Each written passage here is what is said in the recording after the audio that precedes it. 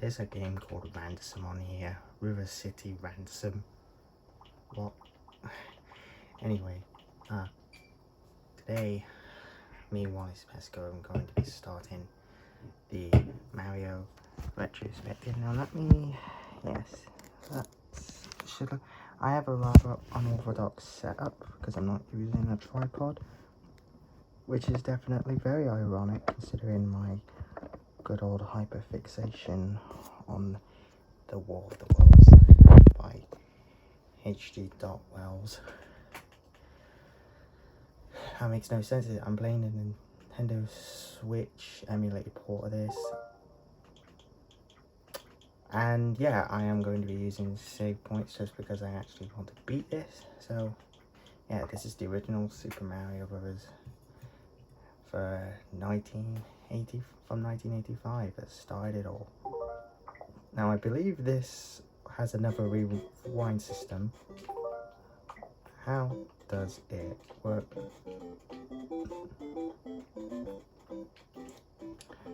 Just trying to figure this out.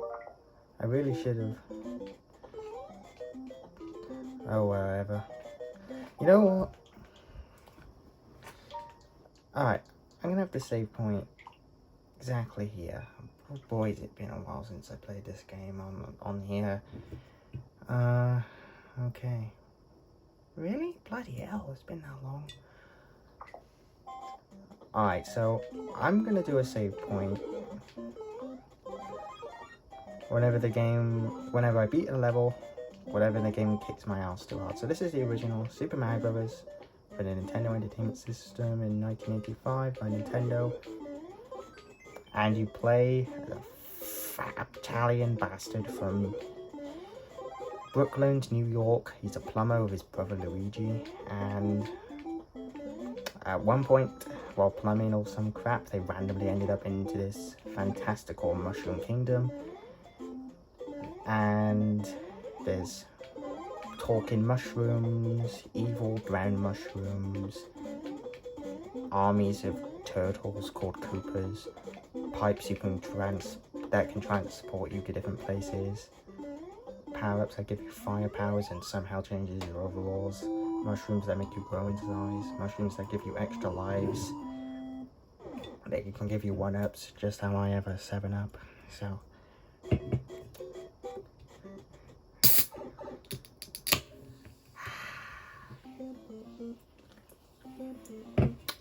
And what is the plot then? Well, as I already said, Mario ended up in this predicament with his brother Luigi, even though we don't see him because it's a one-player game. It says it's a two-player game at the beginning, but it's actually lying, it's turn-based, but ignoring that, well, oh, that Koopa's black, and this is the underground level, but anyway, Mario, fuck, my brain, it's not on today, some other, fat bastard known as Bowser kidnapped Princess Toadstool, Peach, or whatever. Oh, that's a 1-up, looking brown and blue in for some reason here. First time, only time that happens. We go in a pipe, but we can go into these secret sub-levels within levels. Very nice. And yeah, King Bowser, or King Koopa, who is the bad guy who rules the Koopa Kingdom, whatever, has invaded the land of the Mushroom Kingdom, kidnapped the princess, and with dark magic, he has turned all the inhabitants, all the Toad people, into bricks that Mario may or may not be crushing every single time he breaks a block like this. And presumably in the plot, it's Mario and Luigi going across the strange 8 worlds to defeat Bowser. And that's pretty much the plot. Gameplay wise, I can talk a lot more because I have more interest there. This is really revolutionary for the time because, well, what was the best you had right now? Like Pong, Space Invaders, crap like that, which are all great and all, but this is a massive step in for gaming, and this pretty much saved the gaming industry after, well, we all know about E.T. the Atari, E.T. for the Atari, I mean, and the Albuquerque landfill or whatever. No, just New Mexico. I mean, that's what Breaking Bad does too. And this ended up spawning quite a huge Mario franchise, which is still going on today with 2 movies, and it isn't slowing down. This franchise is never going to die, with multiple TV shows, billions of spin-offs for different characters that were made over the years, plushies and toys, and just all the crap you'd imagine, really. But this is where it, well, technically this isn't where it all started, because Mario first appeared in Donkey Kong, which is kind of similar to this game. It's a 2D platformer where you have to jump over barrels to climb up scaffolding and defeat the obvious King Kong ripoff that is Donkey Kong. And there were a bunch of other sequels and spin-offs to that were all arcade games until Super Mario Bros. There was also a game called Mario Bros. You already know all this, which introduced Luigi and he's a plumber, and here's Bowser. Oh no, it wasn't actually Bowser. It was a fucking Goomba. A stone Goomba. We won't see one of them for a long time. Oh, and this is Toad. Thank you, Mario, your princess. That's Toad.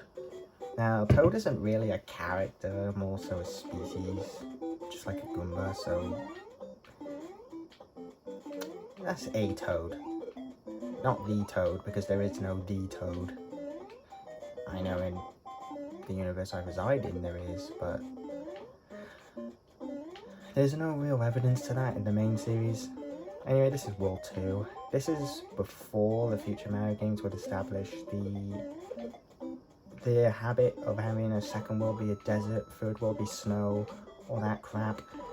This is before that, so we're mainly just going through more of the same Mushroom Kingdom. And yeah, there is actually a few snow levels though, like Half-Life, but there's no desert or mountain or, well, there is Skylook, but there's no dedicated world that has that style the whole time. There is a level in Lost Levels, which I believe is entirely set in the sky. And I think that was World 7, funnily enough. But we're getting bogged down over pointless specifics. But I will point out things when they come. But yeah, this is where it all began. Now, this game is kind of actually a momentum-based platformer, because you kind of do need to think about how much you hold Mario down while running. I just realized I haven't even been safe staying. This game's near second nature to me. It's Lost Levels where I'm gonna need the... yeah. But yeah, this is kind of momentum based with how Mario jumps. I can't really... oh shit! Oh, I'm a dumbass. Oh well, you know what? This affords an opportunity anyhow. Oh, that's useful. But actually, this affords me the opportunity to show off the warp pipes, which can take us to future worlds in advance. But we're just going to go to World 2. We're going to replay a level. Because, fuck it, why not? We might be able to get the mushroom now. Yes. Nice. But yeah, this is technically a momentum-based platformer, given how Mario's physics work, and they're you really need to master it in some levels, mainly level 3 in every world, which is like the sky ones, so that you can jump properly and not fall to your death. You have to take into account how fast you run. And see, when you jump normally, Mario can have really stiff... oh fuck, I went to World 4 like a twat. Once again, second nature. World 2, please. So yeah, but when you run, you can go much further, and it's hard to go back once you've already jumped forward when fast. So you really need to take into account all of that. Now, another thing, I think the levels in this game are real. Ow, fucking hell. Also, that's something weird. It doesn't actually give you a fire flower. I think this game's levels are really well made, given the limitations. And I don't just mean technical limitations. I mean, this is a game that's the first of its kind, really. You really need to ease in players into this. This is a game that is super short, all things considered. You could beat this in under an hour. I'm definitely going to finish the whole thing today. I'm probably lost levels, but for a first time player, nope. You're going to need to spend a lot of time mastering these levels, and so it's good that the levels are paced well, really well designed so you can run through them. And I think that's one good thing they did by adding in the warp pipe. So this is a good game to play for a long time that you can slowly master over time.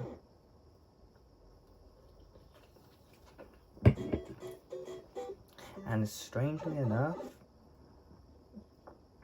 this may very well be my favorite of the original Mario games. And I mean, like, the origin, like Mario 1, 2, 3, Lost Levels, and even World. Now that opinion may change upon these Let's Plays, but who knows. Anyway, we got the water level. Everyone hates these. I know I always did. Just wanted to get back to the good stuff. There's a little vacuum. You gotta, be careful. You got the red fishes, you got the green fishes that look more grey in this game. And then there's those octopus things called bloopers. They don't square out ink in this one though. You gotta wait till Mario Kart. Anyway, this is another. These levels are particularly designed to speed run. The game is designed in a way so that you get better and better, and these are kind of the epitome of that. If you time your jumps excellently enough, you can get to the top. So, yeah.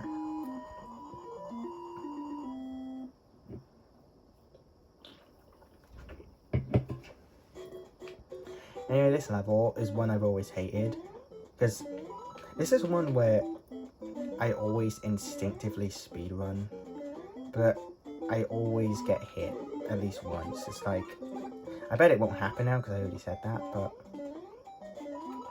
this level always stressed me the shit out. You can see then I nearly died and fell in that pit because my jump wasn't ready enough. See? Here you go. Got a little glimpse of kind of how it's supposed to work. Now I'm going to be ending every part after 2 worlds, so this Let's Play will be like 3 parts. So,